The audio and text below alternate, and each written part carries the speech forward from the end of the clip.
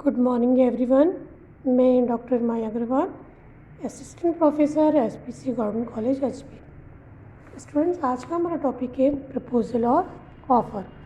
तो बेसिकली अगर हम देखें तो किसी भी एग्रीमेंट के लिए प्रपोजल, जिसे हम ऑफ़र भी कहते हैं, होना आवश्यक है।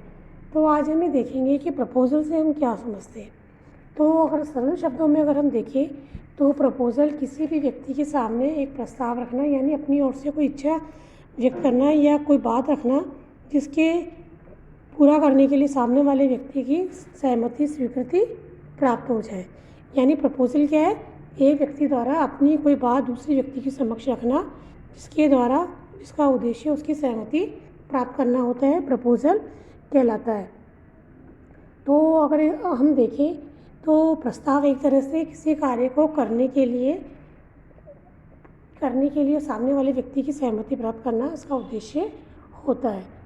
तो अगर हम सरल शब्दों में कहें तो प्रपोजल और offer is an expression of willingness by one person to another to enter to in agreement on the term stated by him with an intention to obtain the assent of the other. तो कहने का आशय यही है कि proposal द्वारा एक व्यक्ति अपनी इच्छा या अपना जो सामने वाले के सामने प्रस्ताव रखता है किसी कार्य को करने या न करने के संबंध में। ये हमें बात ध्यान रखनी है बच्चों कि प्रपोजल किसी कार्य को करने के संबंध में भी हो सकता है और नहीं करने के संबंध में भी हो सकता है। तो उसे हम कहेंगे प्रस्ताव करना। दूसरी बात जो हमें देखनी है, जो व्यक्ति प्रस्ताव करेगा वो कहलाएगा प्रस्तावक, और जिसको प्रस्ताव किया गया यानी जो उसको प्रस्ताव को ग्रहण करेगा, एक्सेप्ट करेगा, वो कहलाएगा प्रस्ताव ग्रहीता।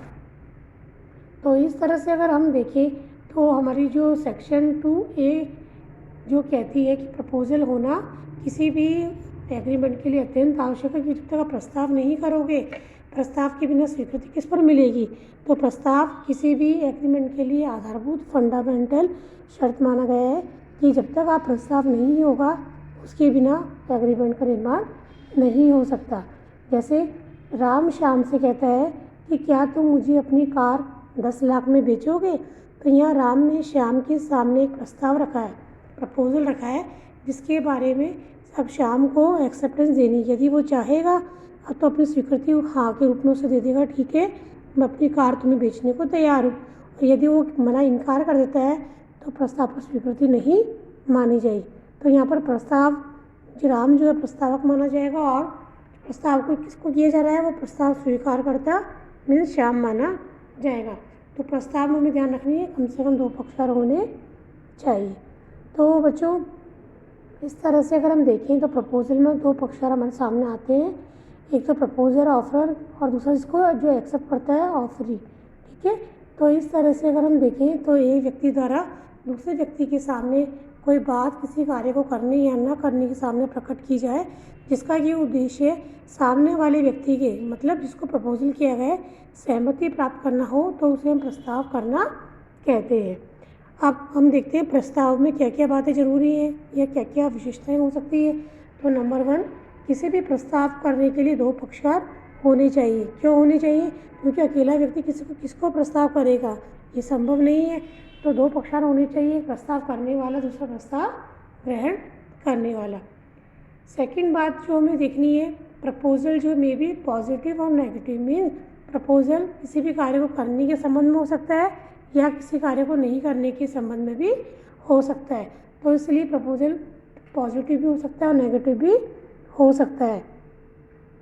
जैसे अगर अगला हम देखें, proposal must be made with intention to create legal relation. Next बिंदु हमारा ये कि प्रपोजल जब हम करते हैं उसका उद्देश्य जो है अन्य व्यक्तियों के साथ वैधानिक संबंध बनाने का होना चाहिए। मतलब जो प्रपोजल आप कर रहे हो, प्रपोजल पर सहमति मिल जाएगी, तो सहमति के बाद वो एग्रीमेंट बन जाएगा।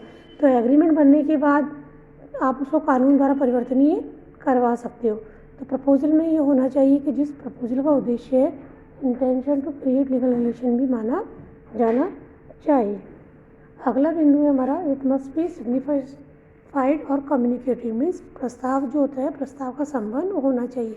यह संबंध का आशय कि जिस व्यक्ति को प्रस्ताव किया गया है उसकी जानकारी में वह बात आनी चाहिए। यदि आपने प्रपोज़ल किया है, सामने वाले व्यक्ति को इस बात की जानकारी नहीं है, तो वो प्रस्ताव कभी भी एग्रीमेंट नहीं बनेगा, वो सदैव ही अनुबंध का रूप नहीं ले पाएगा, हमेशा एग्रीमेंट ही बना रहेगा। तो बच्चों ये बातें हमें ध्यान रखनी है कि प्रपोज़ल होने के लिए हमें सबसे बड़ी बात ये ध्यान रखनी है कि 2 पक्षकार होने चाहिए, उनके मध्य सहमति होनी चाहिए, इसी के साथ intention to create legal relation होना चाहिए और साथ में प्रपोज़ल और कम्युनिकेशन होना चाहिए। कम्युनिकेशन मतलब है जिस व्यक्ति को प्रपोज़ल कर रहे हो उसकी जानकारी उसे प्राप्त होना।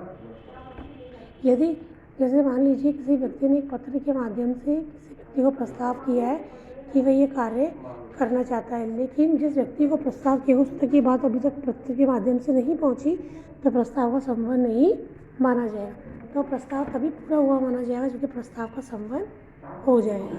तो बच्चों इस तरह से प्रस्ताव होना किसी भी एग्रीमेंट के लिए अत्यंत आवश्यक है। जब तक प्रस्ताव नहीं, एग्रीमेंट का निर्माण नहीं हो सकता।